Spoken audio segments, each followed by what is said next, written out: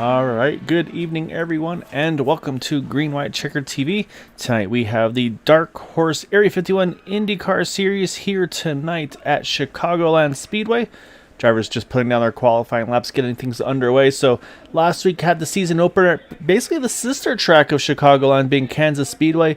Say big differences between the two, though. I feel like Chicagoland a lot more abrasive here. So maybe after the fuel run, say that white line may not be as potent as we saw last week at Kansas. So we'll see.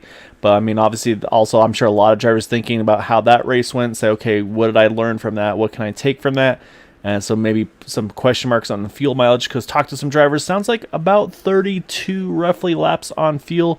And with a 120 lap race, that means in theory should be a 4-stop race, or 3 or 4 stop race. Let's say I'm not going to do the math right now offhand. I know it's one of those two. So let's say putting their laps down right now. And of course, Jack Wall is getting the big win last week over there. So Boomer, we're back. I'll say again, sister track going from Kansas to Chicago. And if you kind of look twice, you don't know which track you're at. But I think, again, just the abrasiveness of the track is kind of the big telltale for Chicago. Yeah, definitely a beautiful racetrack. Unfortunately, pretty much only going to be around in the sim from now on. But I'm excited for this track. I love racing this track no matter what kind of car we're running, and it'll be definitely a challenge and a lot of fun to see these IndyCar guys running tonight in the Area 51 League. It'll be exciting. Yeah, it should be a lot of fun. So yeah, right now drivers all putting down the laps right now to get things underway. And so it looks like had about 18 drivers to enter here this evening. So a pretty decent field count. Still trying to add a few more here and there. Again, a few newer names, newer faces to the league. So that's always good to see. Hopefully everybody gets familiar with things here tonight. So I think the driver probably that's going to have the most that they want to kind of prove tonight to me is going to be that 49 of Jari Brubacher. Felt like he was pretty much in the catbird seat last week, but unfortunately just incident on pit entry caught him out of spot there, and unfortunately that ended his night. So I'm definitely going to keep an eye on that 49. I think he's going to be one to watch, but of course then you got to look at the regulars, the hitters, if you will, like the Nick DeGroots, Craig Forsyth, Matt Wagner, like the ones that we've seen pretty much vying for the championship every season. So, but at the same time, we saw some names that were up front early and often last week. So I'll say this might be their season where they've been able to step up their game during that off season. So it's gonna be fun to see what these guys have in store for us tonight. Yeah, definitely. We saw Jack Walls last week towards the end of the race managed to get out front and just hold that bottom lane, hold a pretty wheel. Definitely might be a little bit more difficult this week to try and do that at, like you said, such a more abrasive track, even though the layout is very similar. Obviously, maybe a little bit more of a curved backstretch here at Chicagoland than last week, but definitely still pretty similar to Kansas Speedway. But yeah, we'll have to see who can hold that wheel prettiest on that bottom and try not to let anyone else around on the outside. Yeah, we'll definitely be seeing our fair share of rim riders as well. I have a feeling again, we've seen a lot of drivers they loved around that third lane. The 51 Jim Brooks, we definitely saw a lot of that from him last week at Kansas. We'll see if he does the same here tonight. Qualifying just about completed, and at the very end of the session, a big lap put in there to jump to the top. So won't spoil it though. We'll do that once we get to that starting grid here tonight. But I'll say a late qualifying change for the top spot there, so that's gonna be a lot of fun. That's these guys, they're going for everything they can here. So it looks like that's gonna complete it here, Boomer. So let's go ahead and do that now. We're gonna pull up that starting grid and we'll kick off with that top 10 here. And I'll switch over to you from 11th on back, and it's gonna be Craig Forsyth on pole position by 200ths over Matt Wagner. And then our defending champion Nick DeGroot in third. Jeff Heisung, Eric Peterson, our top 5. Then you got Jari Brubacher again, one that feels like he got away from him last week. Jim Herrick, Eric Schaus, Charles Johnson, and Jim Brooks going to round out our top 10.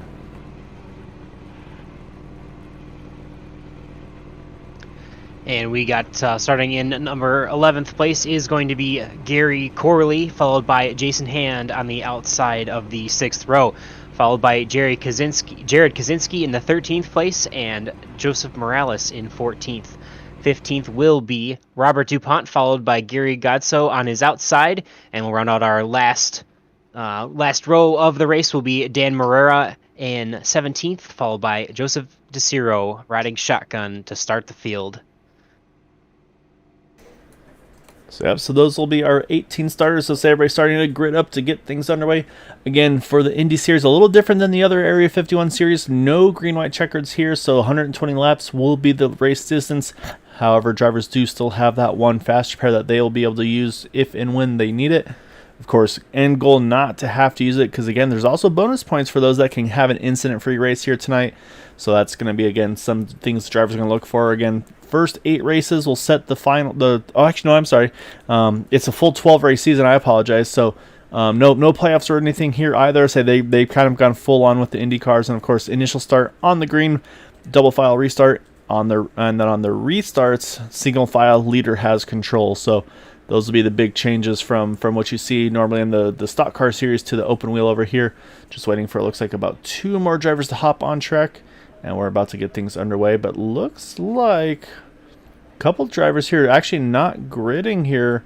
Notably, the number 6, our second place driver in qualifying, Matt Wagner, and then the 07, it looks like, of Robert DuPont. So a little surprised to see Matt opting to start from the pits, or maybe some technical difficulties for that 6 car. So big promotion on that one's going to go, I believe, to Jeff Hysong, who's going to jump from 4th to 2nd on this restart.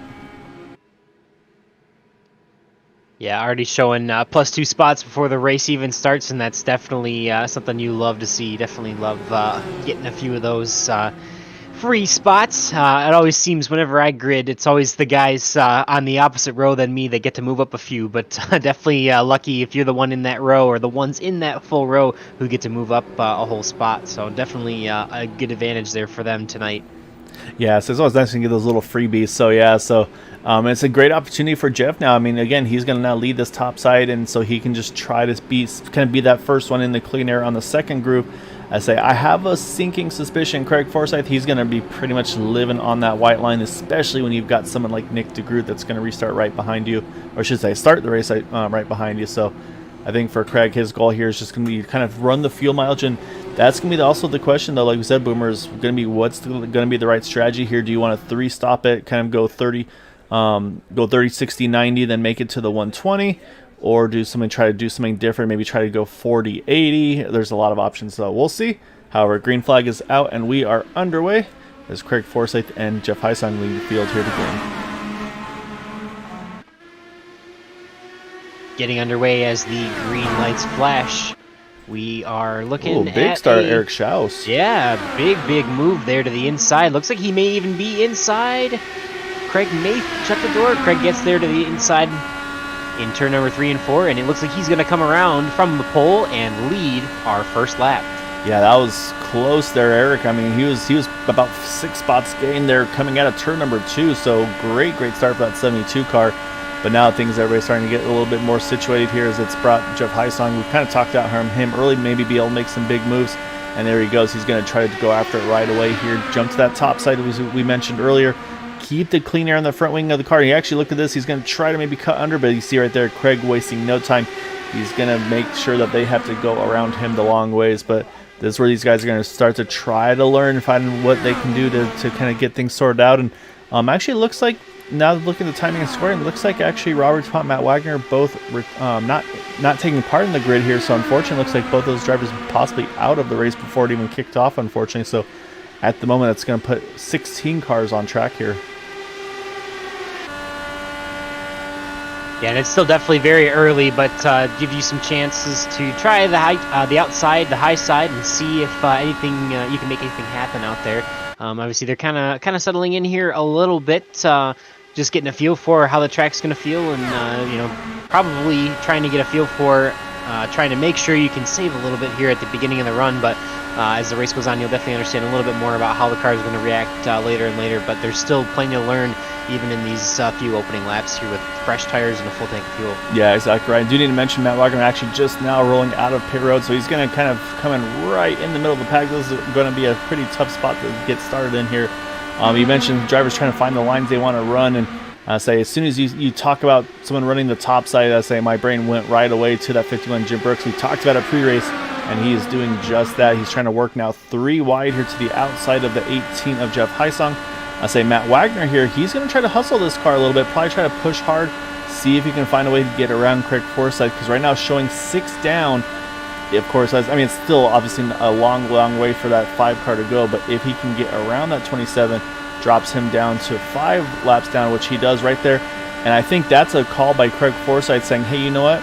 You go ahead, you lead this race. I'm going to start saving fuel on you because I don't want to get run over by these guys on the fuel mileage here, which is a big opportunity now for that 51 and Jim Brooks, who's now working that top side around the 27, move that 51 to the lead.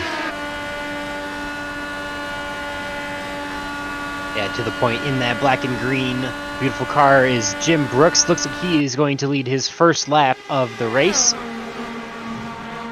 Obviously, a reminder that Matt Wagner there in the 6 car is a lap down, and the rest of the field might even get a chance to draft off of him, like you're saying. He's probably got the freshest tires out here, and gives some of these leaders a chance to maybe save some fuel tucking behind him. But it looks like Jim Brooks is still going to fight on the outside to try and maintain this lead here that he has after leading his second lap. Yeah, that's obviously a little bit of insider knowledge on my side, but I feel like Jim's kind of one of those old habits die hard type of drivers where he's not one that likes to really sit and ride if he doesn't have to. And so obviously don't know exactly what the fuel mileage is going to be for that 51 car with him leading this field. And like I said, probably just going full map 1 and just going full aggression here. So yeah, maybe a little bit of fuel mileage deficit for him at this point, but and saying that's where these guys get pretty wily, like a Craig Forsyth. He'll start to see like, okay, Nick DeGroot, he hasn't made a big charge. He might be trying to do something here, like I said, maybe trying to pull that fuel strategy, make it, let's say, lap 40 instead of lap 30. See if you can cut a pit stop off out of these cars here if we stay green. So there's a lot of gamesmanship, a lot of strategy involved in these things. So yeah, right now, let's say Jim's trying to hang on to that lead, but now I think Yari's going to do the same as Jim, tight on Matt Wagner there entering turn number 1. And that's the thing, is these guys are going to start to get just that little bit more and more racy as this run continues on, and we'll see how that tire wear comes into a factor here tonight. Yeah, definitely going to make a difference as the run goes on. I will definitely guarantee you're going to see a little bit of tire wear and see some of these lap times fall off. So far, not really much at all. Actually, in fact, Craig Forsyth, Eric Schaus, Dan Marrera, and Nick DeGroot all running their fastest laps of the race that previous lap. Yes, and that's exactly as there's going to still be a lot of fast times. And speaking of which, obviously we made mention of the early big moves of 51 of Jim Brooks getting to a lead. He's at +9 from his starting spot. Again, newer name, newer face of the league, Dan Marrera there in that number 26 car. He has jumped 11 spots now up into that top 6 right now, trying to get into that top 5. And again, also looks like he's pretty comfortable running that second and third lane here. So looks like Dan's got something under his belt as well for these guys here tonight. But right now, Jim Brooks, Jari Brubacher, they're kind of all trying to figure out, okay, where do I want to position my car? Sometimes Jari want to try to go low, then he jumps back up top. So yeah, everybody's just trying to find where that preferred spot is. But now it seems like, yeah, indeed, Jim's just kind of gotten comfortable here behind that number 6 of Matt Wagner. It actually looks like timing scoring updating here, Boomer. I think they had him more laps down than he was, because actually now showing him actually at the tail end of 3 down. Definitely much more manageable depending on how the rest of this race goes. Yeah, definitely, for sure. Obviously, going from 4 laps down to 3 laps down here, unlapping himself. Obviously, still an opportunity for these leaders to pass him as they work on the outside of him now, and for him to go back a 4th lap down. But hopefully, if he can manage to stay here at 3 laps down, it might give him an opportunity to get back to 2 if there were an early yellow to come out. So definitely going to be a long night for Matt Wagner to try and battle back. He's going to hope that there aren't he's going to hope that there are enough cautions to get him back on the lead lap without causing any damage to his own number 6 machine. Yeah, so it's one of those catch-22s. You want the yellows, but you don't want them to be the yellows. And look at Yari. Yari's just making moves all over the place here, trying to jump low, jump high, just trying to figure out, how do I get around these guys? How can I get to the front here? Hasn't found the right move yet, but it's not for a lack of effort in that 49. I think also right here, this might be his best opportunity, just about able to clear the 51 of Jim Brooks, because he's going to now get in that dirty air. And yeah, big wash up in front of the 51. I say 51 probably had to roll out of it a little bit to avoid the contact, and that's the dirty air with these cars, but that promotes Yari now up to the point there, just that little bit of a moment. And I'm saying, and this is interesting too, because again, talk about the incident for last week for Yari. The car that had the kind of bobbled in the pit entry and then kind of drifted back up track in front of him was that 6 car right there of Matt Wagner. So say you don't really expect and assume to see anything of these drivers, but at the same time, Boomer, these guys all have a very, very good memory of those that may have hurt their chances at a win or a good finish in previous races. So you wonder if that's kind of in the back of Yari's mind here still. Oh yeah, I would absolutely think for sure. I mean, obviously nothing that Matt did intentionally, and we know Matt's obviously a pretty good racer, been around for quite a while, and even an admin in the league. But I'm sure even Matt didn't want to see what happened last week to Yari. But it's racing, it happens, and just one of those things that you kind of don't forget, and maybe played a little bit cautious. But it looks like Yari's got a fairly short-term memory, because he's absolutely gunning for it here, and not really caring too much about what happened last week at all. Yeah, exactly right. I mean to mention, we talked a little earlier about Dan Marrera. He has now indeed worked his way into that top 5 behind Eric Schaus right there. And also staying still right into the picture here is that 18 of Jeff Heisong. Started 4th, got the promotion to the front row due to whatever issues Matt had. And then also, again, some drivers that we're very familiar with but haven't raced here lately, especially on the Indy side, is that number 9 of Charles Johnson. Very familiar with him over on the Thursday and Sunday Super Speedway Series leagues, or Super Speedway Series, I should say. But yeah, so he's made his way over onto the open wheel Indy side, so pretty fun to see Charles in the mix here as well. But I think the big thing we didn't expect to see right now, though, Boomer, is Nick DeGroot kind of just cruising here in that 11th spot. So I think Nick, like I said, I think he is full on. I've got my fuel strategy, and I think that's what we're seeing out of this number 89 at the moment.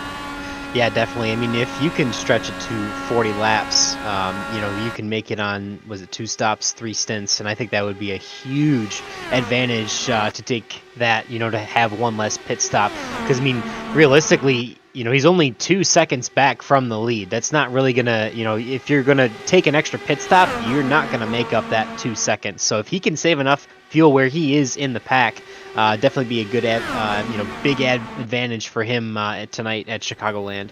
Yeah, exactly right. And so what's happening right now, though, is the top 2 starting to break away a little bit here. Yari and Matt have opened up to about 6-7 tenths lead over Jim Brooks and Craig Forsyth. And say right now, looking at the lap times, and it's still pretty equal, but I think Jim's just trying to find the clean air and keep that car in a good position on track. But maybe that early running aggressive is starting to hurt those tires a little bit, or maybe something I may have missed a little bit earlier. But yeah, right now, say they've opened up just a little bit of distance on these guys. So we'll see. I say we're about starting lap number 25 here. So we talked about the fuel window. In theory, full rich, full aggression, probably about 32 roughly laps of fuel. Like I said, these guys, they love to play fuel mileage games. So yeah, I wouldn't be surprised to see that range stretch from that 32 number.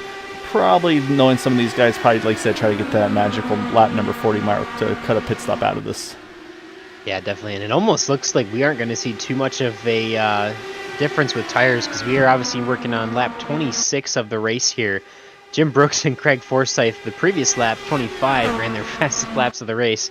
So these guys are definitely still within 2-3 tenths a lap from their fastest times. Nick DeGroot, that last lap was actually 25:19. His best circuit was a 25:17. So they're right on top of where they've been, maybe a couple tenths here, trading back and not running the fastest laps every lap, but tires not seeming to be that much of a difference, so it's probably going to come down almost exclusively to a fuel race here tonight. Yeah, so that's one of those things with these Indy cars is, tire wear, obviously maybe not too terrible, but at the same time, too, the weight of these cars, that's really, to me, the great equalizer, because the lighter these things are, the faster they go, the better they are. And so I think even with worse tire wear, as we're almost going 3 wide here for 3rd with Eric, Jim, and Craig, but I say the lighter these cars get, even with the tire wear, just the lightness of the fuel, and that's why you'll see these guys. It's not like in stock car series. They go ahead and they just decide to go ahead and basically just put on the last stop just enough fuel to make sure that they can make it to the end. So so right now I think that's probably also going to be going through the minds of some of these drivers here. And then so unfortunately, Scott, for Matt Wagner, say something at the beginning of the race, qualified in 2nd, but didn't grid in time for the start of the race, and so basically came out of the pits about 4 down, was able to get out track right with the lead pack, get around Craig Forsyth, and now just been kind of living on the tail end of 3 down here for about the previous 25 or so laps here. in that 6 machine. Just right now, I think he's just banking and hoping for that yellow to at least give himself a fighting chance, start making up some more of those laps. But speaking of which, Boomer, on those laps here, we're down at lap number 30 here, so we're at the quarter distance of this race. So we'll see if we have any 3 pit stop takers. But yeah, I think these guys, a lot of these guys seem to be on that 2-stop mindset just from what we're looking at. Yeah, and I don't think you have to save a ton to get to that 40-lap mark, but based on... Oh, we do have one coming down pit road. Looks like Joseph DeSiro actually did come down this time by, so... Yep, you're right, the 110 on pit road. So this is basically Joseph saying, okay, I'm doing the three pit stop race. So we'll see if anybody else, how much further can they go, because there have been a lot of drivers, apologize, pushing pretty hard here. So I don't think we'll see too many be able to run all the way. As I was saying, speaking of, we have the next Joseph Morales in the 60. He hits pit road as well at 32. So yeah, so right now I think pit road's going to be opening pretty soon here. The question will be, yeah, how far can these guys go on fuel? And of course, the other thought too is maybe even if they can't make it on a 2-stopper, make that 3rd stop as short as humanly possible. As need to mention, Jim Brooks, he has just hit pit road as well in that 51 that was right up front with the leaders. So this will be a pretty good tell to see how he does in relation to these guys up front for pit stop loss. And then, of course, to see how long a pit stop takes here under green. Yeah, definitely. It'll be interesting to see where Jim does cycle back out, being so close to the leader, not leaders. He was one of the leaders, just to see where he comes out. But I would assume that they're probably going to lose at least 1 lap. Yeah, it looks like it'll be about 1 solid lap, because as the field swung on by, he's just rolling now out of pit road. So basically looks like probably... effectively, by the time he gets up to speed, probably about 1.5 laps, basically. So, and I have noticed that this pit exit is definitely very treacherous. These cars are not very happy. And here comes Yari. Actually, he's going to try to get down to speed. You see a late apex and just cuts inside the cone there. It's on the background. Charles Johnson, though, did not make it. He's going to have to try to loop around here and hopefully has enough fuel to go another lap here. So that's going to be now Jim Brooks, Yari Brubacher, first of our leaders to hit pit road. So we'll see. Say Matt Wagner probably not too far away from pitting himself. That now moves Eric Schaus, Craig Forsyth to the front.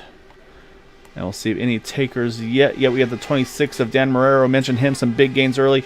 And here comes a few more, Jared Kaczynski and Jason Hand also. So the window's definitely opening here. But again, if some of these guys, if they can go 4 more laps, Boomer, that puts them in that window of maybe making this a 2-stopper. Right, and especially if this stays as calm as it has with this, 17-car field now that Robert DuPont is out. I feel like it would be, a good opportunity for Matt Wagner to actually not have to pit. Or if you can stretch it out, I think, to 40 laps, I think it's going to be a huge difference. But I think Matt Wagner is actually going to be one of the very few that might be able to do it without having to really push to save. Obviously, that he started a couple laps down, but we'll have to see. Yeah, it'll be interesting to see how it all shakes out. So actually, here comes a bunch of them on pit road. A little bit of contact between the 72 and the 27. I saw one spinning on pit entry there. I think that may have been Gary Corley. And so, yeah, everything just kicked off here, unfortunately, Boomer. I say Craig Forsyth looks like may have got the worst of it there. There was contact between him and Eric Schaus on pit road entry. But also Gary Corley was spun on entry, but was able to save it, which now leaves just 2 drivers. Oh, almost contact on entry. Jim Herrick trying to save that car on the pit road. Oh, he collects the cone as well. I say it's getting very treacherous here now, as that leaves. So we talked about Nick DeGroot. Looked like he was kind of going for sure fuel save. And say he has now been able to go the furthest of anybody to hit pit road, as Matt Wagner also has hit pit road. So now the question is, can that 89 car, can he run 1 more lap here? Actually, he's on 39 now. This will be pitting at 40. And it looks like, yep, here he comes. He's going to come in and hit pit road as well, which will complete our pit cycle. Okay, so it looks like, based on that, Nick DeGroot may be the only one that has enough fuel to be able to save enough without absolutely, slowing down too much. So this will be interesting to see. I mean, most of these guys pitted lap 37, 36, 35, 34. I really don't see anyone other than maybe Nick DeGroot or was it Jim Herrick and Eric Schaus on pit road because of their damage too. But yeah, I really don't see anyone other than maybe Matt Wagner being able to stretch it. Although Matt Wagner came down on blip 34 himself, so Yeah, right now I think it's Nick DeGroot, but the problem is he needs a little bit of a break, and he's going to get that break, it looks like, possibly in the form of Jeff Heisong, because right now this field is just completely strung out, Boomer. Right now, here are our leaders here. You got Jim Brooks, Yari Brupacher, and they've got a 2.5 second lead over Jeff Heisong there back in third. So if these two can work together, they could probably kind of keep building the gap on these guys behind them. But this is a tough spot to be. So say, do you try to leapfrog? We talk about the way these cars draft. Leapfrogging is kind of the places where they like to you get the draft, you let someone by, and you kind of rinse repeat. So we'll see if maybe Jim and Yari here maybe consider like, hey, let's try working together. Let's say, because right now they've got about, again, 2.5 seconds over Jeff Heisong. And then Jeff's about to start leading a train, which, again, Nick DeGroot, one of those who, especially for Nick, I think zero pressure from Nick here. I think he's just going to have to full ride here behind Jeff if he wants to make this pit strategy work. So, yeah, right now, to me, it's kind of, again, pending pit stop issues and cautions and all that, kind of a 3-car race for the win as things run. But actually, surprising there, look at Nick DeGroot. He actually goes around that 18 car. So I would say, honestly, probably throw that fuel in and out of the picture for that 89 here.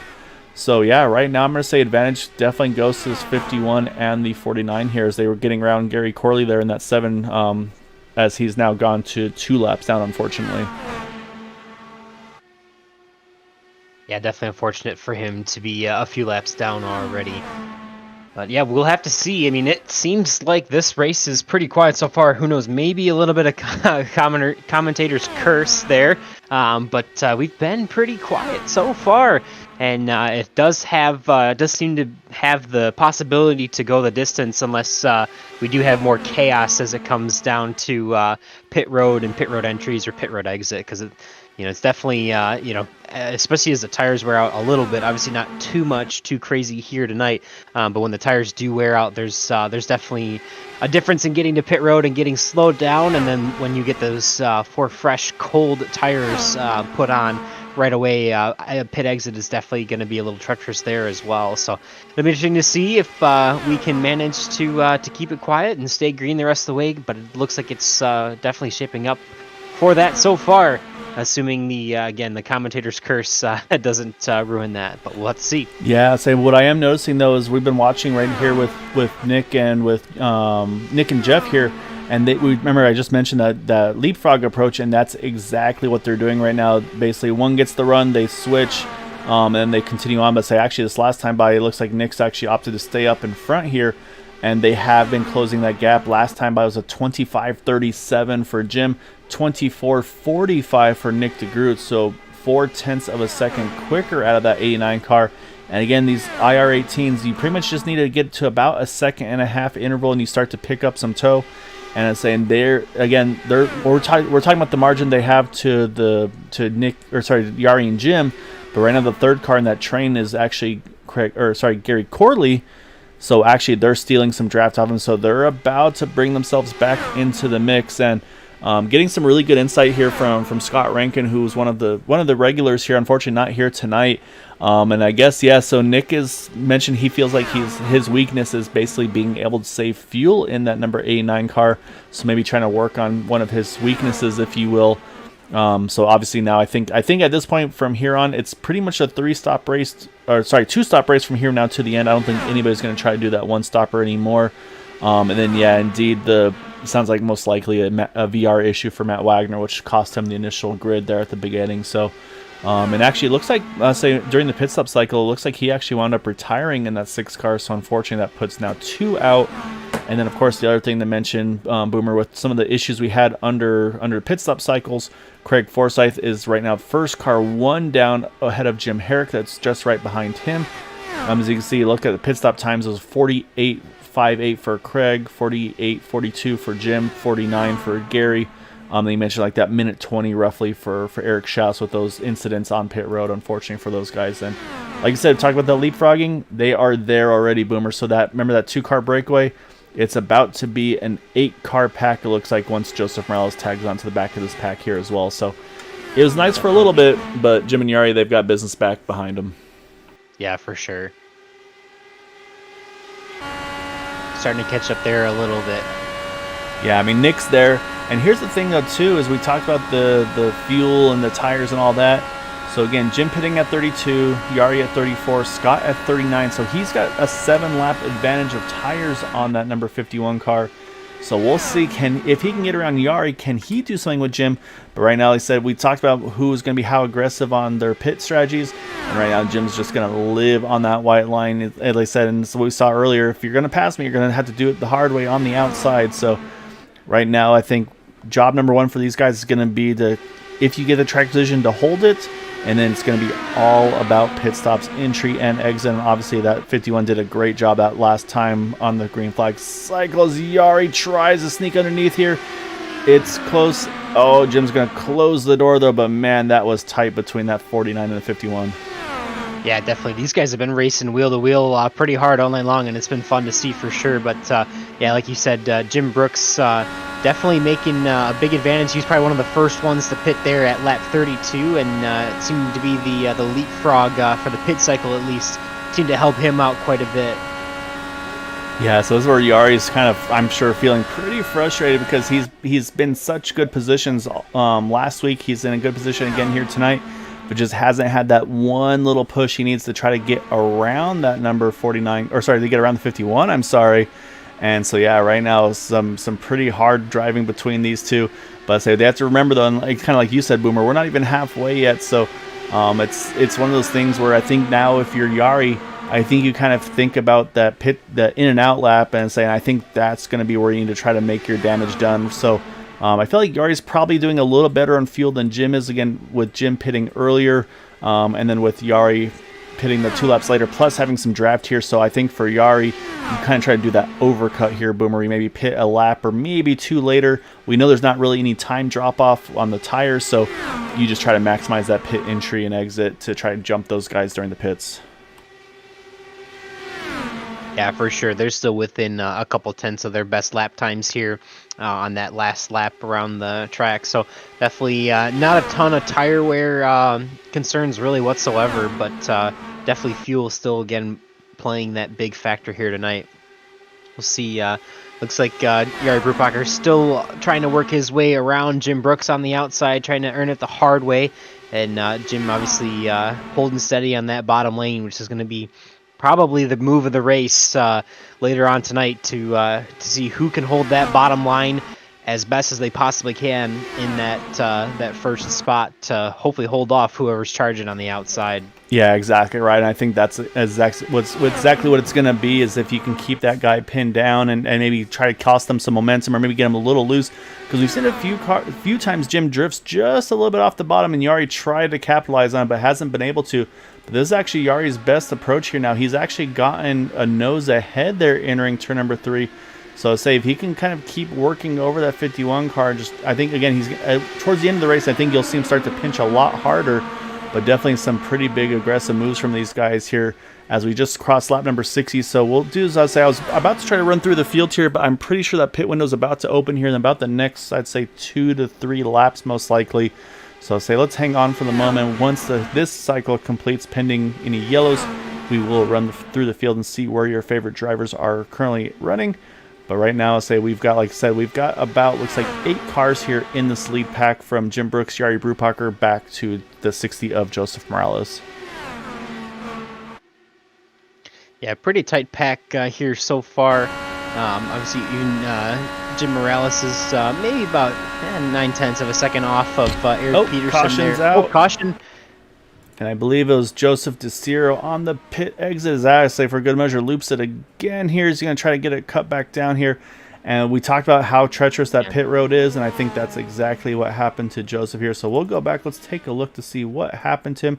And actually, looking at it closer, it looks like he may have just caught the apron here in the tri-oval, and that's just, as I say, it takes the slightest amount of doing so. And yeah, as soon as he does it, you can see the car starts to pull to the left, and at that point, he's just along for the ride. But yeah, so say then obviously iRacing throws a yellow because just potential dangerous situation there. So yeah, so that's going to shake everything up here when we're caution right pretty much at the halfway point.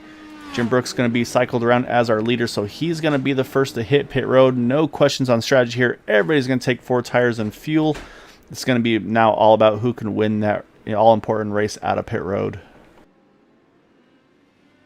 Yeah, definitely. And I think most of these guys here in these Indy cars are using that pit road speed limiter. So not too much to gain on time, but there's still definitely mistakes that can be made to lose time on pit road. So we'll have to see as Jim Brooks is in his pit box for his service. Yeah, it looks like nice and clean entry for that 51 as well. So far, it looks like everybody's hitting their marks very efficiently here. So now it's just going to be about who can get out of that pit box the quickest. And there goes 51. He's going to win that race off pit road. And it looks like Nick DeGroot's going to jump ahead to second. So I think the driver that had maybe a miscue possibly is Jari Brupacher, because he comes in second. He comes out in fourth, unfortunately. So say Jari not going to be happy about that one. And say looking at the pit stop time, and yeah, I'm looking. The 51's going to have to buy his pit crew some lunch after tonight, because he had a 7.92 second pit stop compared to Yari's 9.38 there.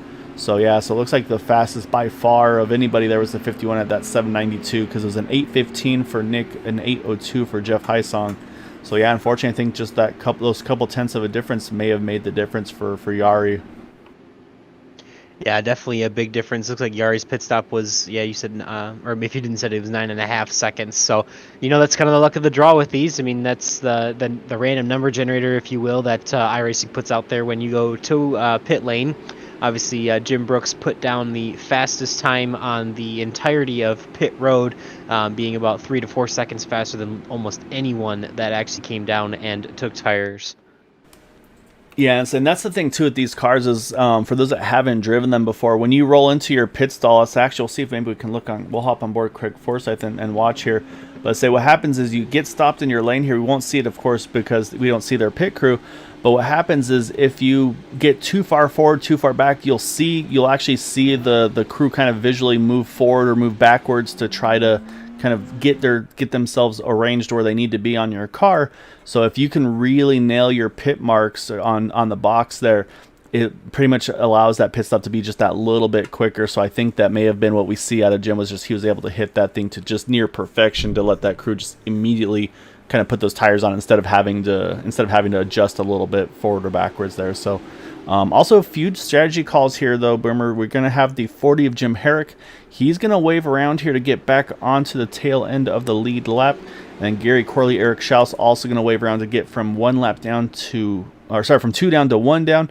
And Craig Forsyth was actually the lucky dog on that yellow, so he also gets the wave around and is back on the lead lap. Was able to get serviced in that 27 car. So we're going to restart this thing here with, it looks like now back to 14 on the lead lap. And it looks like 16 still in the race here. Yeah, I'm extremely surprised by, was it Jim Herrick and you said Gary Corley that are getting the wave around, as well as Eric Schaus now, because they all have 26 laps on their tires. And to have used, hadn't been out for 26 laps, so fuel too, they're going to need to pit within the next 10 laps or so. I mean, they're really banking on another caution, but I would say it would be more advantageous to stick with the field, take your fuel, and only be, I guess, 1 lap down for Jim Herrick, and it would have been 2 laps down for Gary Corley and Eric Schaus. But if they do have to pit here, not under yellow, but under green, I feel like they're going to lose a lap and a half, so more time than if they would have just simply, taken their lumps, taken their pit stop, and, got back to where they were back in the pack a couple laps down. So it's an interesting call for me here. I was kind of surprised to see that. Yeah, it's going to be interesting to see how it works, because there's 2 trains of thought. Like you said, you kind of be on cycle with the leaders, or if you get that quick yellow, you look like a genius. Or also, though, this caution probably puts a few of these guys on the edge of still making it on one stop to the end, so that's probably something they've looked at as well. But pace car's off. We're going to hand it over to that 51 on Jim Brooks as he is down and away. And so again, this restart's going to be very important for that 51, because these restarts are where the leader is basically the most at risk. Let's say that 89 Nick DeGroot can get a great run off the momentum here through 1 and 2 and then down the back. So say Jim's got to try to play a little bit of defense, try to prevent Nick from being able to leapfrog him around on the high side. So as they hit turn number 3, we'll see if he can do so. And it looks like he's going to be able to get that restart timed nicely and hang on to that lead as they come back out of 4 here, as we're going to be down to 54 to go.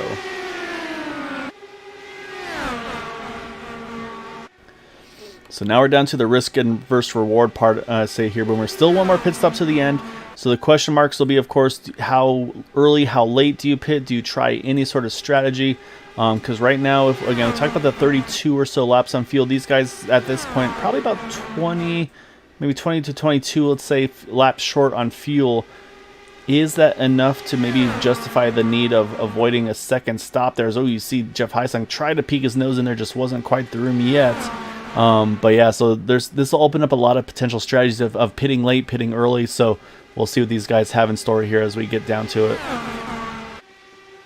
Yeah, it'll be interesting to see. I think that caution kind of came right as everyone was expecting to make pit stops anyway. So if anything, just kind of solidified the fact that there will be maybe one more stop left for the rest of the race. But who knows? We'll have to see.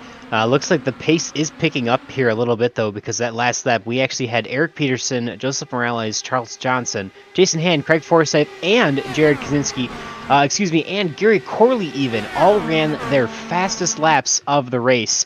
Everyone getting down into the high 24-second lap times, couple in the low 25s, but either 24 9s, 24 8s, or 25 0s. Picking up the pace a little bit here as the pressure gets on, as we are over halfway through this race.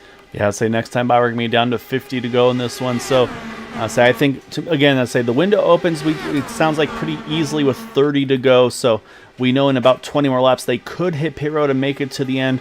But at the same time, we saw what happened at Kansas, and I'd say Jack Walls was running the field mileage that week and was able to trap so many drivers a lap down and kind of get those freebie pit stops.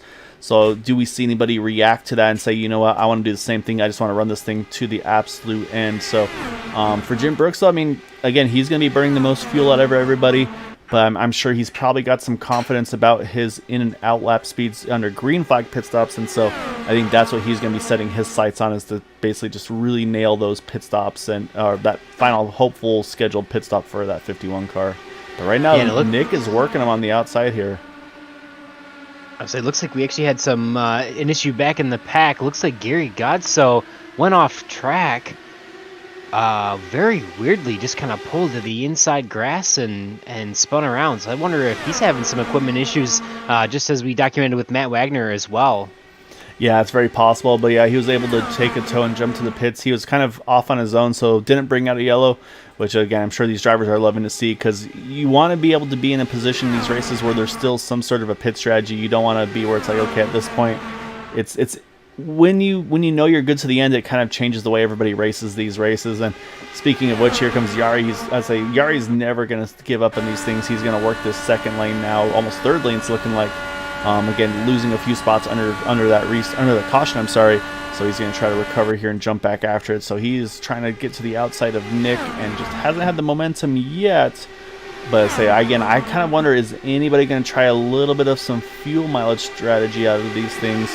Maybe try to do something off strategy, like say maybe save a second or two, possibly maybe hitting pit road earlier, maybe a fuel only, but most likely I'm thinking probably 4 tires and just short fill it just enough to the end.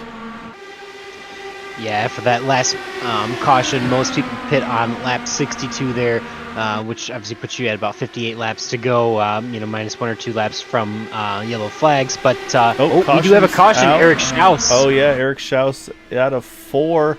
And this is going to be a caution of 45 to go. And the car looks like it's tracking straight, so he might be okay. And this is the absolute perfect situation for Jim Herrick, as that's going to put him back on the lead lap. And unfortunately, the bad luck for Eric Schaus, I believe, is going to be good luck as well for Gary Corley, as that's going to put him now in that lucky dog spot to get that wave round. So let's go back, though, and try to see what exactly happened to Eric here, because it came out a fair bit earlier there. Let's go back. Where are you at, Eric? And actually, you already see him getting loose there in 3, so let's back it up a little further. And seems like he was chasing it from turn right on first, right at the entry here. And I'll say, so we'll take another look at it a little closer here. Let's zoom in on this 72 car. So you can see his hands, and this will be the telltales. As soon as you see that hand cut to the right, you know there's something going right there. You can already see he's already trying to save it. And then he catches it, and then unfortunately, these things are not at all easy to catch. And there goes that second wave around there of the hands. And it looks like as a whole here, not too bad. I think he's going to pretty much just loop it. I don't know if he catches the wall or not. And no, yeah, catches the right rear, the rear of the car back into the wall. So a little bit of damage probably for that number 72. So that's going to send a little bit of a split strategy here, though. So say you had from about, it looks like Jim Brooks on back hitting pit road. He's given up the lead for this. Eric Peterson, though, Jared Kaczynski, Joseph Morales, and surprisingly, Jim Herrick, he also stays out. I'm not sure about Jim's strategy here because I feel like he should have had to pit. Again, like you mentioned, last pitting at 38. So, I mean, that he should not have much fuel left in that tank.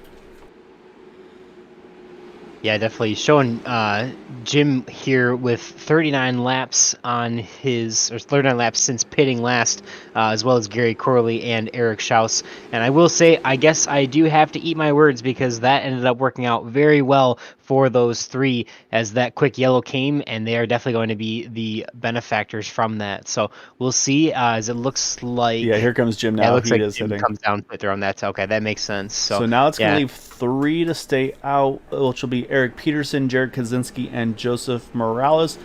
And so, yeah, so this will be interesting because, again, at this point in the race, it's still one more stop to the end.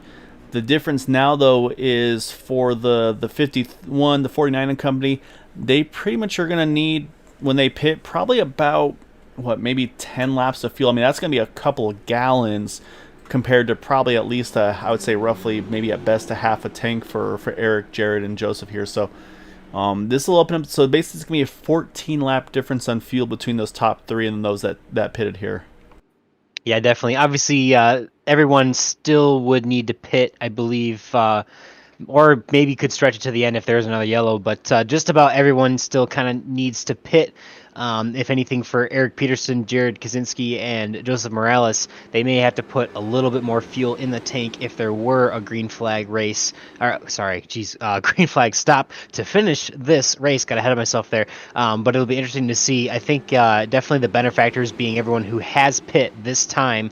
If there is another yellow, because I believe one more yellow, and Jim Brooks and everyone who has pitted will have a chance to make it the rest of the way. And it looks like we're going to actually even have Dick DeGroot, Jeff Heisong, Joseph DeCiro, and Jim Herrick all topping off, including Jason Hand as well. And Eric Schaus and Gary Gotzo, a bunch of people heading down pit road to, looks like, top off on fuel. So definitely these guys getting close to being able to make it, especially if we have more yellows for sure. Yeah, and I think that's the key right there, Boomers. If there's another yellow, at this point, I think those guys that are topping off, I think they can make it to the end, like Jeff Heisong, Nick DeGroot. Because, again, we saw Nick, he went 39 laps on merit under green from the initial start of the race. So, I'll say this is going to be a restart with 41 to go. So, again, it's going to be about 2 laps outside of what Nick did that last time. But I think with one caution, that probably puts him in that window. So then the question is, though, would Jim and Yari and these guys, would they be in the position to make it to the end? But it just depends on what the strategy is on these restarts. I mean, is Nick going to kind of just turn the wick loose and go? Is he going to go full fuel save like he did on the opener? So there's a lot at play here. And it's like I said, I think all it's going to kind of fall if and when these cautions fall. So up front, though, it's going to be that number 36 of Eric Peterson leading the way as the pace car is about to duck in, which hands it over to that number 36 car. Now just everybody has to react to him. As soon as he drops, they can react. And he waits pretty long, and now he's down and away. And looking out the back, it looks like no dramas there. So a good restart here as we're back to green here. 41 to go.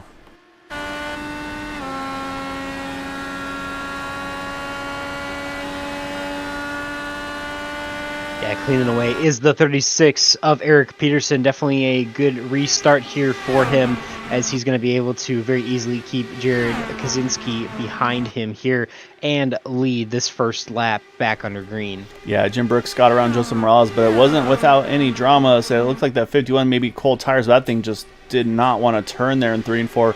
Completed the pass, but really had a bad wash on the exit. So maybe also kind of been living the clean air life. It's like, oh, that's what dirty air feels like. So I'll say right now, Jim, the first of those that did pit under this yellow, with Yari Brupacher, Craig Forsyth starting to work their way back up into this mix as well. But right now, like I said, Eric Schaus leading the way, Eric Peterson, apologies, Mr. Peterson. Sun leading the way here again, down to 39 to go. as now Jim's trying to creep into the back of that 2 car, see if he can find a way around, and to say no surprise here, that 51 straight to the top. That's where he's been enjoying life pretty much all race long until he got that clean air, and then he went straight to the inside line. So we'll see what he does here. Oh, contact! The 2 drifts up into the 51 there in the tri-oval, and that's going to bring the yellow out as the 2 actually still hooked together. Now they get unhooked, and you see everybody else trying to jump around, avoid the contact here, but unfortunately some pretty significant damage for the 51, the 2 as well, and that's going to put us back under yellow here now with 38 to go. And say from this point on, I'm going to say fuel mileage from here, pretty much anybody that pits can make it. Question mark will be those that topped off. Let's go back though and see how this all came about.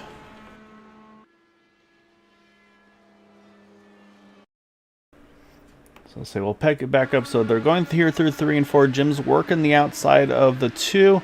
As they come off of 4, this is where we saw the contact between the 2 of them. And we'll take a closer look. As you can see, the 51 up top, the 2 on the bottom.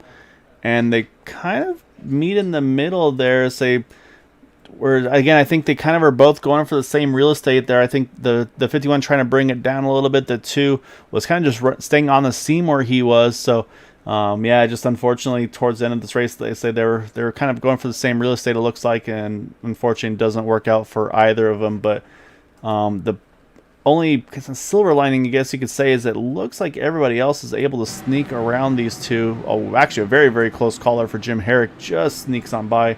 That puts us back under yellow here. And we're going to jump to the pits because Eric Peterson's going to lead the field onto pit road.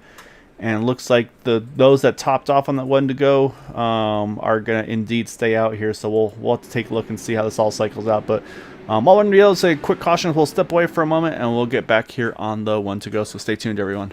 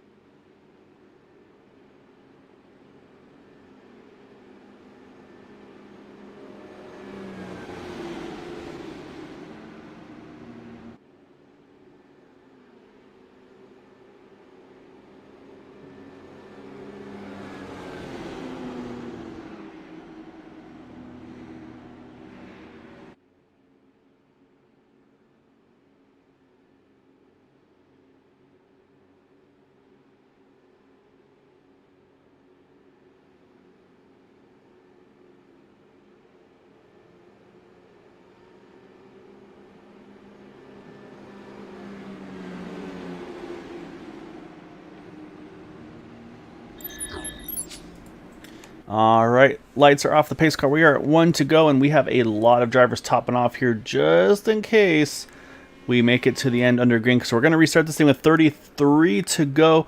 And so now, Boomer, I'm feeling pretty confident for those that pitted, I'll say first of which is going to be Craig Forsyth. He took fuel only in that 27 car. Eric Peterson is going to come out in 6th spot after all that, but he took 4 tires in fuel. And then from Gary Corley, Jeff Heisong, Nick DeGroot, and Jim Herrick, those 4 stayed out after pitting on the previous yellow. Also a beneficiary of that caution was Eric Schaus, who puts himself back onto the lead lap. And I say right now the 51 Jim Brooks is sitting at 1 lap down, the only car 1 down. So he just needs to kind of mind his P's and Q's, keep that car clean. If there's another yellow, he will cycle around back onto the lead lap. So up front though, say going to be Gary Corley now up front here controlling this thing. So like I say, we'll see what these guys have in store for us here. But again, 4 drivers did not pit there. I'm not super confident on their fuel mileage, so it's all to play for here. It's gonna be fun to see that kind of that mix of aggression versus fuel save as we're back to green.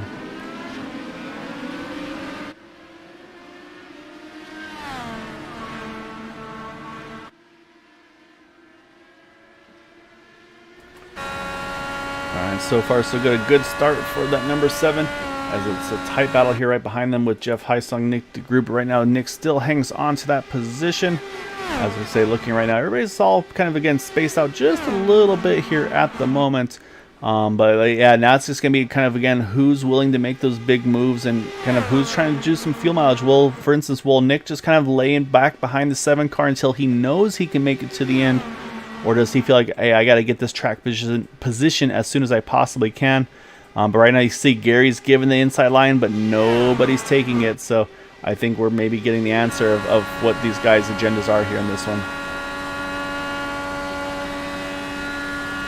Also got Jim Herrick dropping back a little bit here. Not sure what happened to the 40, but he's dropped about 4 or 5 spots here in this last lap or so. Yeah, it's interesting.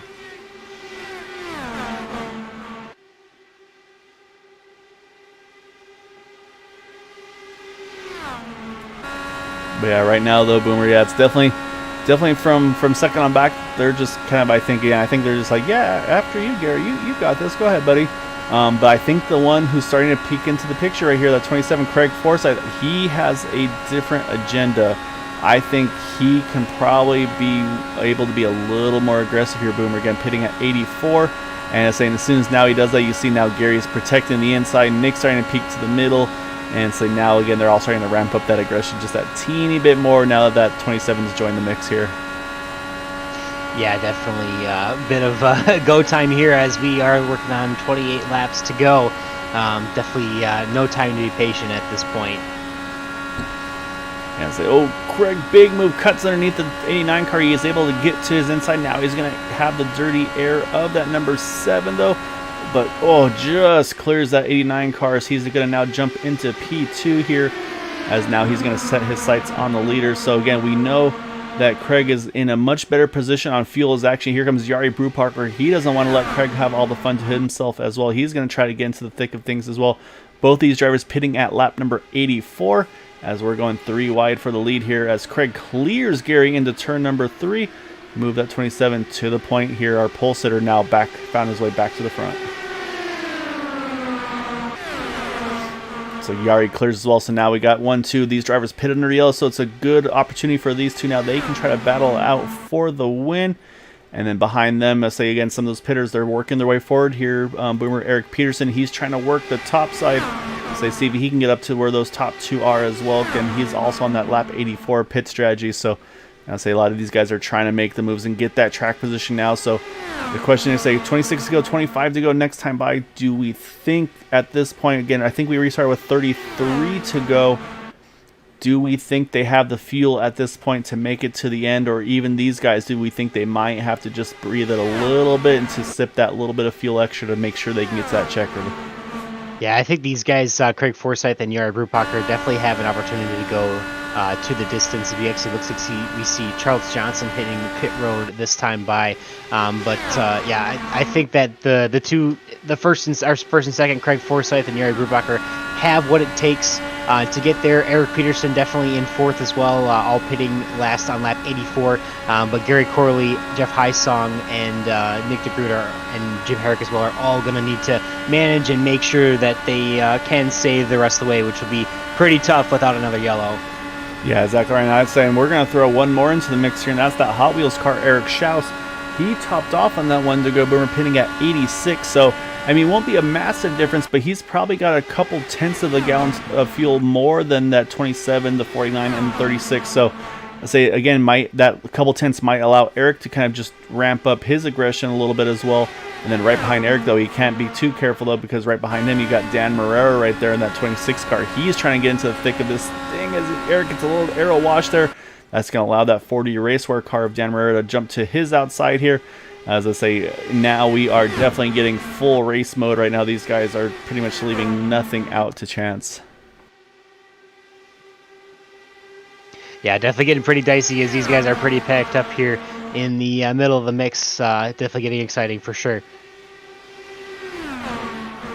Yeah, so right now Craig likes what he thinks. He's got that white line right there. As soon as I say just to emphasize that he cuts straight down to that white line in the middle of the backstretch. But yeah, actually you can see Eric Peterson, he's been able to jump himself up to fourth. And so now that battle is going to be right behind Gary Corley which is the right way to go for Eric. Can he maybe clear Yari and then go after Craig? Or does he need to try to stay in tow here? But again, you see right there, just a little wash there out of two. Then gets a big wash at the very, very exit of the turn. And I say now Dan Marrera, again, he's starting to peek back into that picture as well. So it's getting pretty exciting here. It's definitely, like I said, I think these drivers are starting to be ready to kind of release everything they got and just go for it here at the end, because we're at 20 to go here, Boomer. So we feel pretty good about the 27, 49, 36. Question marks on the 7 and the 18 and the 89, but I think at some point everybody's going to start to basically just kind of turn that switch off and just, okay, we're going to the end here. Yeah, for sure. These guys are pretty much almost looking like pack racing, but they're definitely looking about too wide, probably about 3, 4, 5, 6 rows deep or so. And I should say 3, 4, 5, 6 cars deep, like 2, 3 rows deep. But yeah, it's definitely getting exciting. You can definitely see them starting to make moves. I know obviously there's a little bit of not quite as much of, in the stock cars, you might see them try to side draft a little bit. There's not quite as much of that, I don't think, here in the Indy cars, but definitely draft still a big part of these things, and definitely the aero push more. So when you get behind somebody and get tight in that aero wash or whatever. But it's interesting to see. Obviously, we see Craig Forsyth, like we said, is the one who is running that pretty wheel on the bottom, not really coming up, and Eric Peterson is the one who's having to work hard, as well as Jari Brubacher on the outside to try and get around this leader. Yeah, so I think Eric now, he's got himself into a very good position here with 17 to go to try to see if he can do something. And again, he doesn't need to clear that 27 car. He just needs to find a way to get that front wing just ahead of that 27 car at the start-finish line. As you see, he gets a nose to the side pod of that 27 in ring 3. The short distance, of course, going to prevail. Oh, gets a little bobble over through the bumps there in the middle of 3 and 4. So say he's going to have to kind of regroup and go back after it again here. But yeah, I really do like, though, where Eric is here at this point in the race. And again, you also wonder, though, for Craig, I mean, he at this point, there's not really any way he can save very much fuel. I know he's very wily. He loves to work fuel maps anywhere and everywhere he can. But is it an opportunity where he can do so throughout the course of this race here and still hang on to the lead? But I'll say the problem for Eric, though, is as he does that, now he's back under attack from Yari. Now Yari steals the draft on the inside. Oh, almost contact between Eric Peterson and Eric Schaus there as they enter turn number 1 there. As Eric was trying to squeeze that third lane there, couldn't quite fit. But yeah, these guys they're going after here. They know they got to try to put themselves in that primary position to have a chance to dethrone Craig at the moment.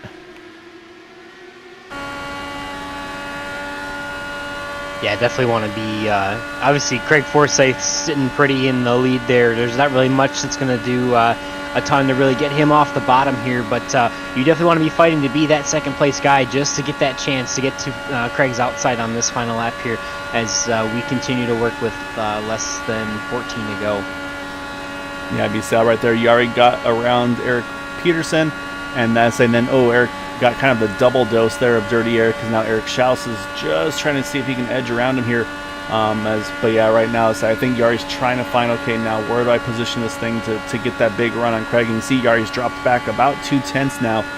I think, again, trying to time it. Where do I need to position myself where I can make this big run? And again, I think he's got to try to do that. Run the clean air, cut to the bottom, get the draft, and then make the big charge. But Right now, though, he just hasn't been able to find what he needs to do to find a way to get around. But right now, I kind of think Yari might be saving here, Boomer, because he has not been closing up on Craig at all. So now, again, my question comes back, though. Can Craig make it to the end if these guys that topped off are kind of backing down on him a little bit? Because the draft should be a lot stronger than Yari has been on Craig. So getting pretty interesting here in these final 11 laps now. Interesting for sure here as we see Craig Forsyth still continuing to lead with Yari Brubacher in second, Eric Peterson running third. And that is your podium as it sits right now. Yeah, so still in the mix here. You got Gary Corley right there, almost contact between him and Jeff Heisong is in. Everybody's starting to pinch each other, squeeze each other a little bit more. Eric Schaus almost had the 36 of Eric Peterson cleared, and then he saw it for just a split second there. I'm pretty sure Dan Marrero thought he saw his opening to try to sneak by both of them. Of course, that hole closed very quickly because these guys are quick on the mirrors and making sure they protect each other. And now here comes Yari making the moves. Now he gets to the side pod of the 27 car. Let's see where Yari is in position here at the start-finish line, because he's getting some pretty good momentum, and right there was just a nose cone for Craig Forsyth, but it is definitely getting close now. I think Yari's trying to work that draft and figure out what's the right move to win this race.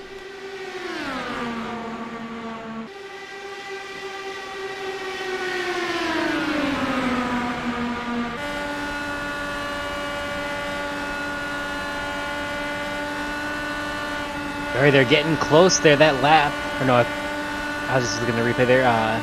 Well, they're still working outside, side by side, I should say. Craig Forsyth is still holding that pretty well on the bottom with Yari Brubacher looking to that outside. Obviously, Yari dips to the inside, tries to see if he can steal Craig off the bottom, but no dice as Craig sends it off in the bottom into turn 3 and 4. Yari's still working on the outside. Yeah, so you're never going to get Craig off that white line with any sort of momentum. So Yari's had a couple of very, very close calls to try to get to the side of that 27 car. Oh, almost there. Contact between 2 out of 2. And that's what's going to happen is they're going to start to squeeze each other a little bit harder lap after lap. Again, Craig's going to try to kind of bully Yari a little bit up so Craig can kind of open up the wheel on exit. Yari's going to try to keep him pinched to that white line as tight as he can to hurt his exit momentum. So that's where I think the strategy is going to be, is how much you can fight that other car. But behind them, though, say Nick DeGroot, he's done his fuel save. I think now he's ready to get back after and go have a fight with these guys as well. But right now, Eric Peterson stands in between him and those top two. So we'll see between these 4 drivers at the moment which one prevails. But right now, Nick is making great work on the top line. Cuts to the bottom as we're down to 5 to go here. Yeah, this will be exciting here to see as Nick DeGroot gets here. He is now on the outside of Yari Brubacher. He's going to try and see what he can do to try his hand at passing this leader, Craig Forsyth, as it looks like he's going to try and move. No, not quite. Yari Brubacher shuts the door before Nick DeGroot can get into the second position. And that's where Yari's going to have to be very careful now, because he can't open himself up too much, because as soon as he opens up a door here, that Nick's going to take that door away. So that's now where Yari's going to be in kind of in between a rock and a hard place, and that's where Craig is just going to try to keep them fighting amongst themselves and let him kind of just sneak off to the victory. So it's going to be again who makes the right move when big dirty air there for Nick DeGroot, washes up a ton out of 4, but still holds on to 3rd. But you saw there for a moment there, Eric Peterson was definitely looking at his chops trying to grab that 3rd spot back. Yeah, definitely Nick doing a great job to get into the podium places so far here, but there's still 3 laps to go, and just about anything can happen, as it looks like we see Yari still working on that outside, trying to get even with Craig Forsyth as they enter into turn 3 and 4, and now, contact! Oh no, contact between the 89 and the 51. Yeah, slight contact. I think it looked more netcode than anything, unfortunately. But yeah, unfortunately, Yari, the victim on that one. I say Nick DeGroot, probably a little bit of right front damage, I would suspect as well. But that's going to do it, though. That's going to put out the yellow, and at this point, this race is official. Again, there are no green-white checkers here, so you see the pace car racing up there to get back to them. But let's go back and take another look at this one, Boomer, and see as they were coming out of 3 and 4. You see the 89 to the inside, you see the 49 to the outside. And I say we'll take a look, but I'm pretty sure I say you can see the 49's definitely drifting up a little bit. 49 trying to come down, and yeah, I mean that's about 5 feet of net code between the two of them. Yeah, And just bad luck unfortunate for net Yari code. there. I say that's going to be 2 heartbreakers in a row for that 49 car, unfortunately. So, yeah, so that's unfortunate though. That's going to be a finish under yellow for these guys, which say for Craig Forsyth, he's not going to be too disappointed about that. You know, he wanted to race it out to the end, but that being said, though, we got the white yellow here as they cross the line here. So, unfortunately, that looks like the way it's going to cycle through, and it looks like after everything cycled through, you see Nick DeGroot's been able to move himself back up into the second spot. So it looks like our podium, pending review, of course, looks like it will be Craig Forsyth, our winner, Nick DeGroot in second, and then Eric Peterson. He was fighting Eric Schaus so hard all through that stint there at the end, and he will hold on to get that podium here tonight. Yeah, definitely. Kind of expected to see the 49 and the 49 and the 89 battle it out and try to get around Craig Forsyth. Definitely unfortunate. I mean, guaranteed that was definitely a netcode issue, and that's just sometimes how it goes with these things. Obviously, this is the virtual world and not the real world, and you can you think when you know the 4 corners of the car and where they are, but sometimes when that netcode takes over and makes your car a little bit wider than you think it is, it makes it tough to make a judgment call. And obviously, I don't really blame either the 89 or the 49, but definitely falling into the favor of Nick DeGroot and really kind of messing up Jari Brubacher's day, who should have had a nice podium placing at the very least. Yeah, exactly right. So yeah, definitely a kind of a disappointing way to end it for those guys. Like I said, it was a great battle between all of them at the end. But yeah, when it's all said and done, though, Craig Forsyth, he was able to get his way to the front when it counted at the end, and then from there protect to the finish. And he will be our winner this evening in that number 27 machine. So definitely a big congrats to Craig here on that win. He's been going after these things as much as he can, and I say he feels like he's probably had a couple go away from him. So this will definitely feel good. And I think honestly, again, I think the pit strategy was the right call for Craig and for Eric and them that did pit there at 84, as they didn't have to do any concerns about fuel save. They could just race it out from there to the end. So I think the strategy worked well because he was able to get around those guys that were saving, like Gary Corley, Nick DeGroot and company, and then he was able to keep himself in that catbird seat. So yeah, definitely well done to him. Well done to Nick, a great recovery to get back in contention there at the end, and then Eric Peterson as well with the right strategy call to give himself a chance to win this race as well and still end up with the podium here tonight.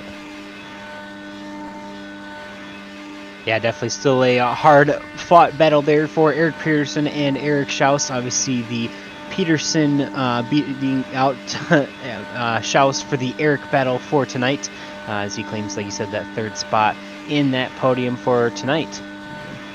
Yeah, so say while we watch Craig celebrate, we'll pull up our final results before we get to those interviews.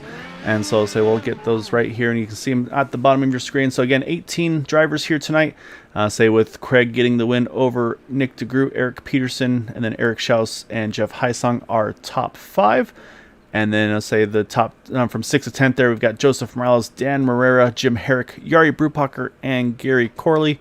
And then, yeah, 11th through 18th there, Joseph DeCiro, Jim Brooks gets back on the lead lap, but say that's just kind of unfortunate. That's not what he was looking for. Was definitely in a great spot, just didn't pan out for him. Charles Johnson, Jared Kaczynski, Jason Hand, Gary Godso, and sounds like some other issues, I say. So 2 drivers of 16-17 VR issues with Matt Wagner and Gary Godso, unfortunately. And then Robert DuPont's there in 18th. Here, Matt. All right, so let's talk to some drivers here, though, Boomer, and we're going to kick things off with our 3rd place finisher, and that will be the number 36 of Eric Peterson. So let's find Eric and drag him on over. All right, so we're pulling in Eric, and so Eric, we got to chat pre-race, and I talked to you. We talked about, I was like, okay, kind of a sister track to Kansas, maybe a little bit more tire wear. Definitely didn't have the timing of the yellows quite like we did last week, which maybe kind of went into your guys' favor where you don't have to stress about that part of it. But it definitely got wild there at the end, and at one point you stayed out, and then that second yellow comes out, you come in with a handful of other drivers at 84. At that point, were you good to go to the end, or did you still have to maybe do just a little bit of fuel saving before being able to kind of drop the hammer to the end there? Yeah, I had to do a little bit of savings. I ran map 5 once I got up to speed and got behind, a car. I'll say. I can't even remember. It was so busy out there. It seemed like I think I was running with Yari and behind him and around him, and just running map 5 and trying to stay in the draft and save a little bit. And I just kept an eye on the fuel, and it kept telling me how many laps I had left, and did the math, and finally went to map 1 and at the end there. And then Nick and Yari got into it and ended up moving up a spot. So that was good. But yeah, happy to finally finish up on the podium and drink some champagne. Yeah, definitely a great run for you tonight, Eric Peterson. Happy to see you up here in the podium placings. Tell us how tonight was any different than Kansas in our first race. I know we had talked about them kind of being sister tracks, but maybe a little bit more of an abrasive surface here at Chicagoland. So I guess walk us through what some of the differences have been between the first race and this race tonight. They were actually pretty similar. I wouldn't say there's very much differences other than I don't think the tire wear was as much here as I anticipated. So we were running pretty high weight jacker at the end there. I was plus 15 on the weight jacker as opposed to running it lower, and it just seemed to hold. And I was just running 6th gear, and we're kind of running that mid to high line, just trying to keep it so it wouldn't, so I didn't have to get out of it, because it did get a little arrow push. If you tried to run the bottom right behind somebody, but if you ran that midline and just got half a car length above them, you get enough air on the front and it would hold. But I was breathing it a little bit going into each corner just to make sure the nose would set, especially when those guys were running on the outside. Nick went around me, felt like I was standing still when he went around me. And then I realized I was still map 5, so I dropped it to 1 and stayed with him up there at the end there. Yeah, so then you kind of had the Eric and Eric battle, because that was the thing, was like you said, once Nick got by you, I think like I said, it kind of looked like it's like, okay, wait a second, and yeah, so it's pretty apparent. Then yeah, you drop it from 5 to 1 and go full rich and get after it, and then so you guys were having just a dog fight there for kind of that 4th or so position for a little while, and then like I said, you're kind of creeping back up into 3rd a little bit here and there. So yeah, you're right. I mean, you were behind a car at some point, because yeah, it was definitely some pretty aggressive pack racing there, and it was a lot of fun to watch there. Yeah, it was kind of like Kansas when I was running 5th and 4th around Kansas. Those guys were running 3 wide up front that first race, and I just had nowhere to go. I mean, I could catch up to them and stick my nose in there, but there was just nowhere to go. So I was just kind of hoping that they'd take each other out and I would sneak in, but that wasn't happening. Those guys are, so good at holding the line and so good at getting around the corners. And it's a blessing to be driving with guys that are that good, that that you can race right next to them and not have to worry about them, running into each other. We do make our mistakes here and there, but it's good that you can trust these guys running that close with them. Yeah, no, it definitely showed tonight. I mean, there were times where I was definitely wondering, it's like, oh, I don't know if they're gonna be able to handle this or not. But you guys did a great job of being able to keep after it there at the end. And yeah, I mean, a great fight, like I said, to still hold on to that podium spot as well tonight. So say before we let you go, though, definitely want to give you the floor here. Any thanks and shouts that I could give for that podium tonight? Yeah. First of all, I want to thank my dad for watching down South Carolina. Hope he gets better soon. Thanks to Charlie Teed for getting me into this league, and your dad Jim and Matt for running it, doing a great job, and you guys up in the booth doing an excellent job. Love watching the broadcasts after the race is over, and yeah, that's about it. So, and then of course my girlfriend, she's downstairs watching, so I want to appreciate her for support to let me do this. Nah, tell her get the champagne ready. It's time to celebrate, man. So yeah, great job tonight. And so the plus side too, Scott's not here, so you don't have to worry about that shoey. So enjoy. Actually, enjoy the champagne tonight, man. Yes, I will be drinking it out of a glass, not a shoe. Definitely. Congratulations here tonight, All Eric. right, thanks guys. Take care. All right, that is our 3rd place finisher there. And then we'll have to jump over now to our 2nd place finisher there, and that's going to be the 89 of Nick DeGroot.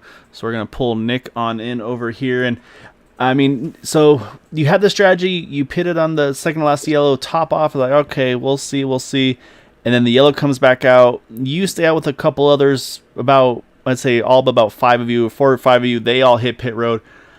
At that point, I mean, what's the thought? You're like, okay, this is going to work. I am going to have to save and then try to do what you did and claw your way back up. I mean, how do you kind of manage the right pit call in these races to try to put yourself in that best spot towards the end here?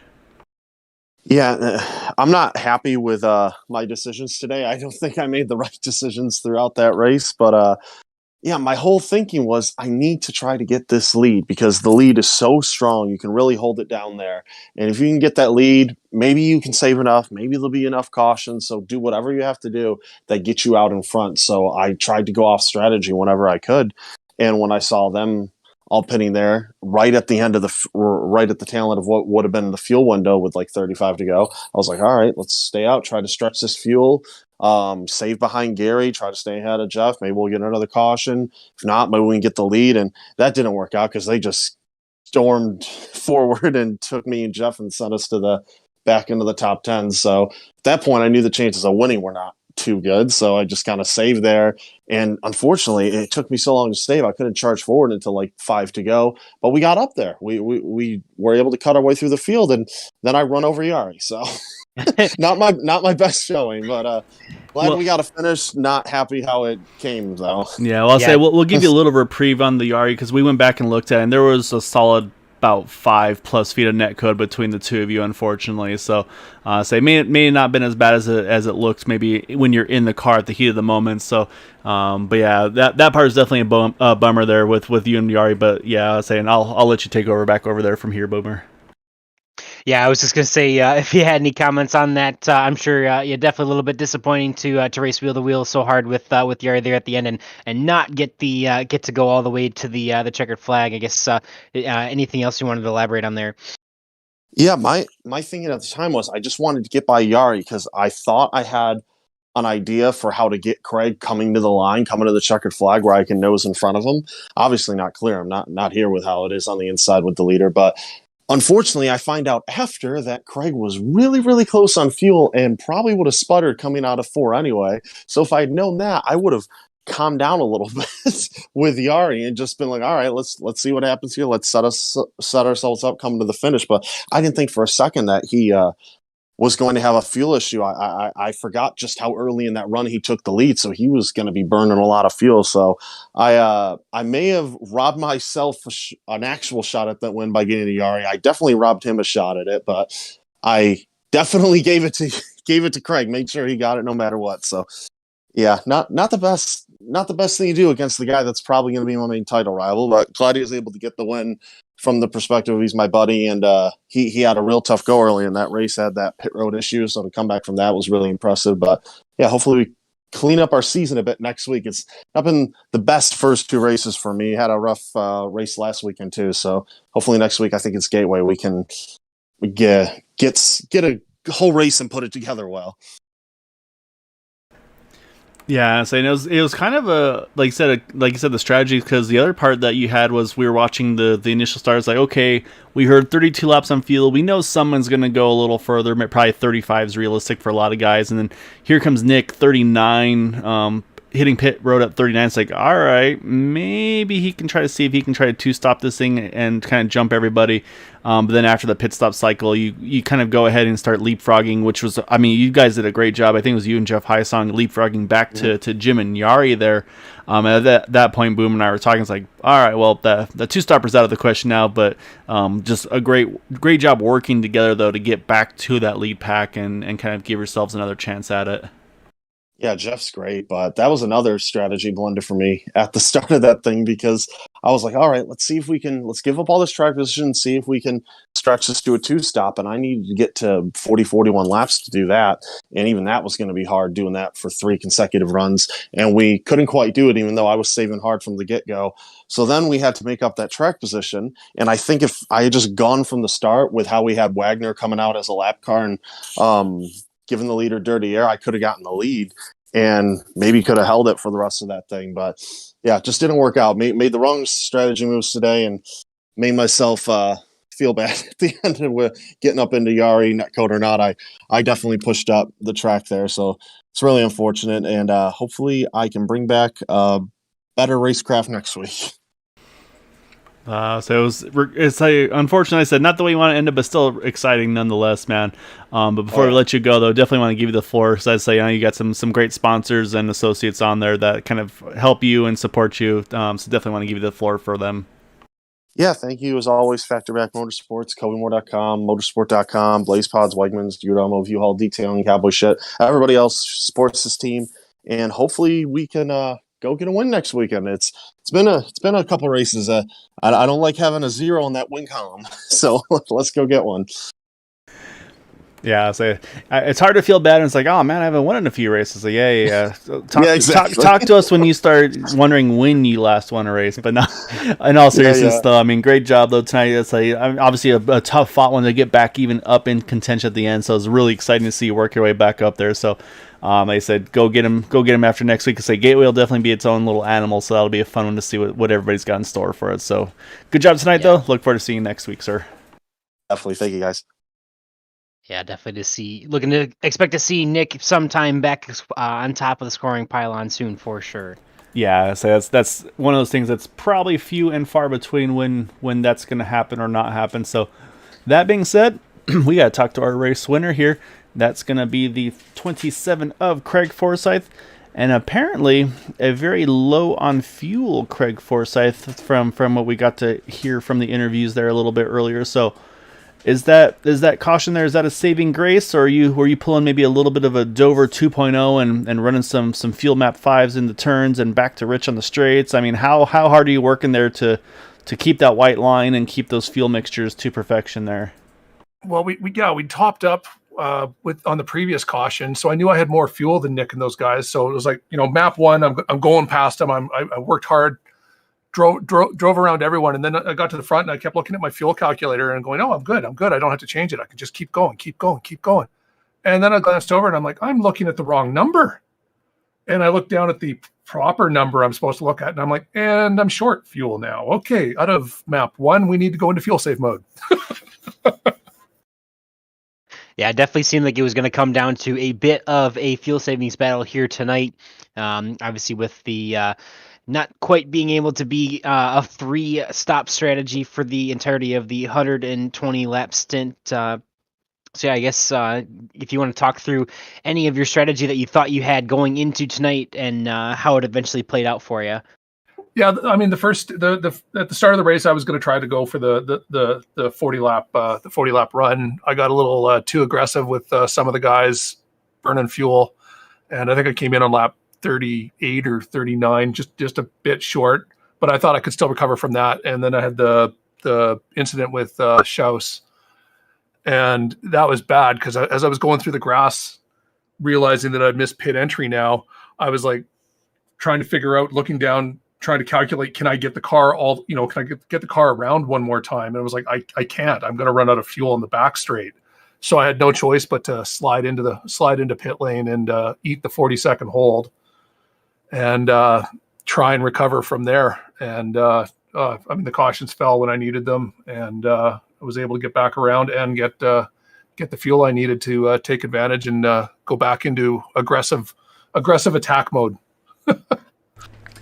Yeah, attack mode you definitely did there at the end, Craig. And yeah, I say, and so I guess the question though that I'm definitely wondering, probably others are too, is so how short at the end were you prior to that? Not how short. Sorry, you say you're looking at the numbers. How far off was it telling you were prior to you then going straight back to fuel save? When I noticed I was a lap short, just over a lap short. So then I went into fuel save mode. At the point the caution came out, I was going to cross the line sputtering. That's assuming that, I mean, I was playing with the maps through every corner, depending on whether Nick or Yari were getting whether the guys were getting a run on me or not. So again, doing whatever I could just to make sure that they, held the whole. As long as you hold the low line, you don't need to go full bore all the times. You can just use it defensively when you need to.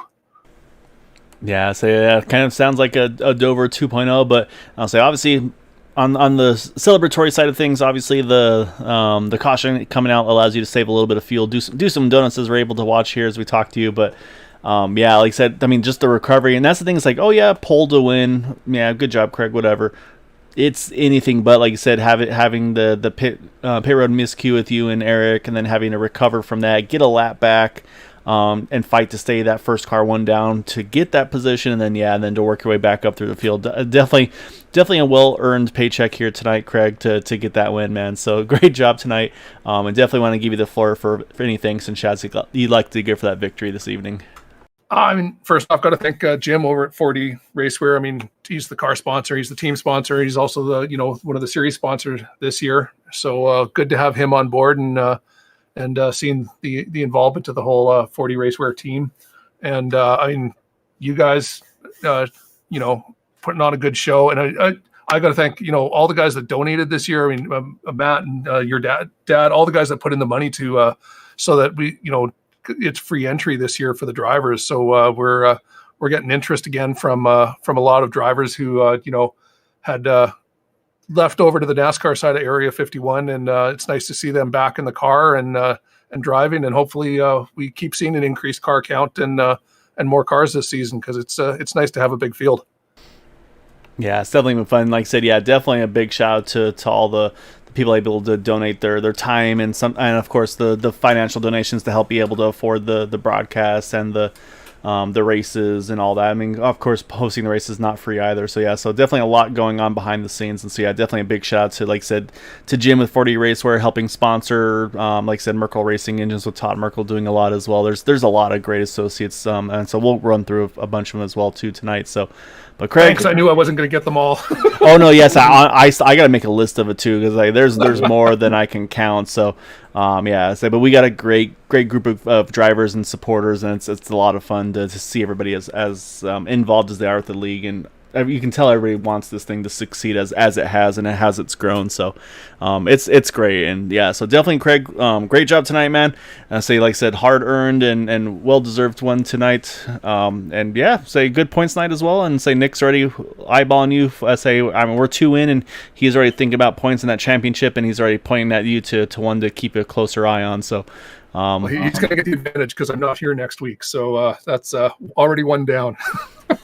All right, well, we'll try to find you a doppelganger, see if we can sneak him in there for a Freg Corsyth, if you will. So, but no, great job though tonight, Craig. Enjoy this one, and so yeah, I guess unfortunately, definitely we'll miss you next week, but so it gives you just an extra week to enjoy this one tonight, man.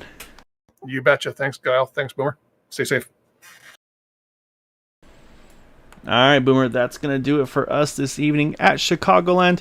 And yeah, so in the end, Craig Forsyth going to get the win here tonight. But yeah, definitely just a wild one with the strategies, the cautions, and then the fuel mileage at the absolute end. And in the end, Craig's able to just do enough and catch a little break there at the end with that unfortunate netcode situation between Yari and Nick. Hang on and grab that win tonight. Yeah, definitely a bit of a disappointment to not see it go all the way to the end.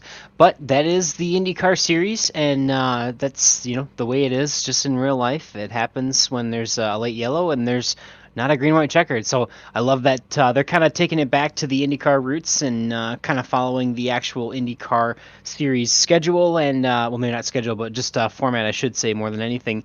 Yeah, definitely unfortunate to see that. And sometimes the net code giveth, and sometimes the net code does taketh, unfortunately, tonight. Yeah, indeed, you are correct. And yeah, so exactly right, though. Next week, we will be at the Worldwide Technology Raceway, a.k.a. Gateway.